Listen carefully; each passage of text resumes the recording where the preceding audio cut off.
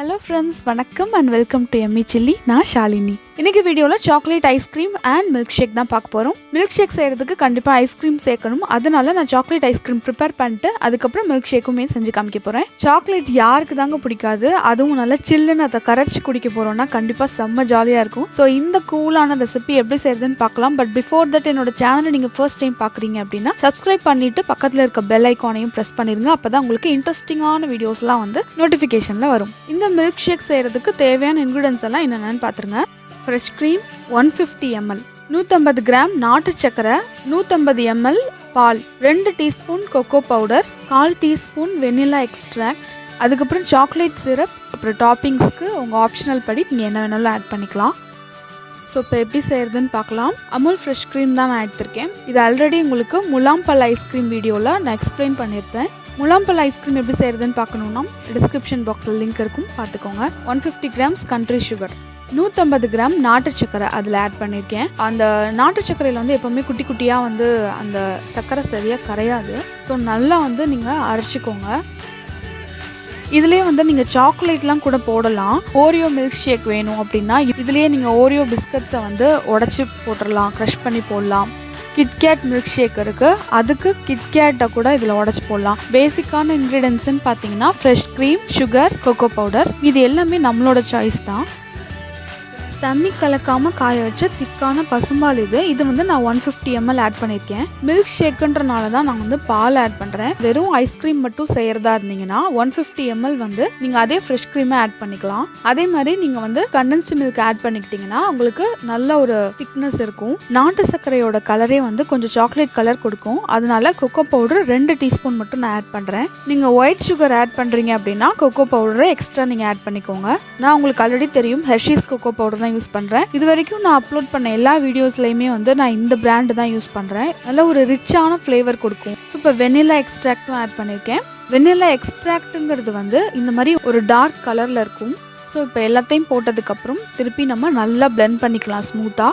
Vanilla எக்ஸ்ட்ராக்ட்டுக்கும் எசன்ஸுக்குமே difference இருக்குது. Vanilla essence எப்படின்னா உங்களுக்கு லிக்விடாக தண்ணி மாதிரி இருக்கும். ஸோ வெனிலா எக்ஸ்ட்ராக்ட் வந்து கம்மியாக போட்டாவே உங்களுக்கு நிறையா ஃப்ளேவர் தரும். வெனிலா எசன்ஸ் வந்து கொஞ்சம் நீங்கள் கூட போடலாம்.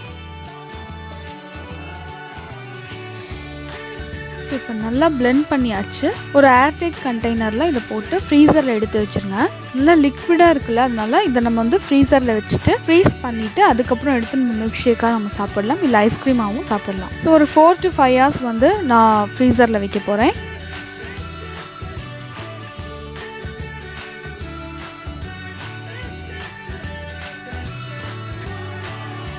ஸோ ஒரு 5 மணி நேரம் தான் வச்சுருந்தேன். அதுக்கப்புறம் அந்த 5 மணி நேரத்துக்கு அப்புறம் பார்த்தீங்கன்னா இதை ஸ்கூப் அவுட் பண்ணி நான் ஐஸ்கிரீமாக வந்து உங்களுக்கு காமிச்சிட்றேன்.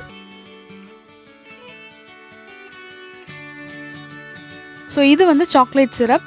இது எப்படி பண்ணேன்னு நான் உங்களுக்கு இன்னொரு வீடியோவில் காமிக்கிறேன். எல்லா சூப்பர் மார்க்கெட்ஸ்லையுமே உங்களுக்கு சாக்லேட் சிரப் கிடைக்குது. ஸோ வந்து அதை வாங்கிக்கோங்க. ஸோ ஐஸ்கிரீமுக்கு நம்ம வந்து இந்த மாதிரி ஸ்கூப் பண்ணிவிட்டு அது மேலே வந்து சாக்லேட் சிரப் போட்டு நம்ம ஐஸ்கிரீமாக சாப்பிட்டோம்னா இந்த மாதிரி சாப்பிடலாம்.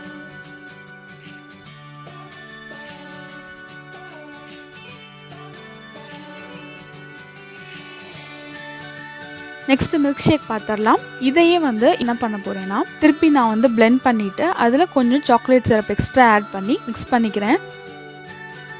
ஸோ நம்ம மில்க் ஷேக் எந்த கிளாஸில் ரெடி பண்ண போகிறோமோ அந்த கிளாஸை வந்து ஃப்ரீசரில் ஒரு 10 minutes வச்சா போதும். ஸோ சில்லுன்னு இருக்க அந்த கிளாஸ் எடுத்துக்கோங்க. அதில் வந்து இந்த கொக்கோ பவுடர், சுகர் ரெண்டையுமே வந்து இந்த மாதிரி ஸ்வீட்னஸ் அண்ட் அந்த கசப்பான டேஸ்ட்டுக்காக அந்த கார்னர்ஸ்லாம் இந்த மாதிரி நல்லா டிப் பண்ணி எடுத்துகிட்டு இந்த சாக்லேட் சிரப்பை வந்து அதோட கார்னரில் நான் வந்து இந்த மாதிரி ஊற்றிக்கிறேன்.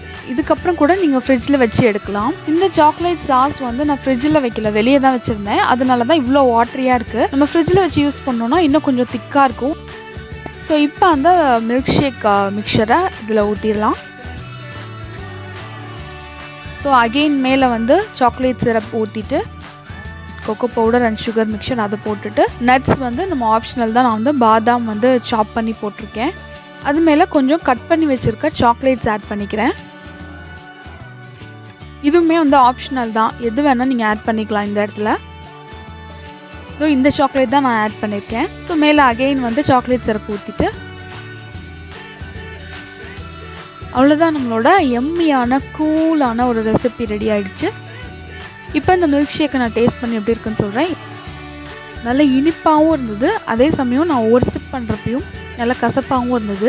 இந்த ரெசிபியை நீங்களும் ட்ரை பண்ணி பாருங்கள். இந்த மில்க் ஷேக்கை வந்து நான் ஃபுல்லாக குடிச்சு என்ஜாய் பண்ண போகிறேன். உங்களுக்கு இந்த வீடியோ பிடிச்சிருந்துச்சுன்னா லைக் பண்ணிவிட்டு கமெண்ட் பண்ணிவிட்டு உங்கள் ஃப்ரெண்ட்ஸ் எல்லாத்துக்கும் ஷேர் பண்ணுங்கள். எம்மி சில்லி சேனலை சப்ஸ்கிரைப் பண்ணி பக்கத்தில் இருக்க பெல் ஐக்கானையும் ப்ரெஸ் பண்ணிடுங்க. ஆரோக்கியமான உணவை அறுசுவையோடு சாப்பிடுங்க. தேங்க்யூ.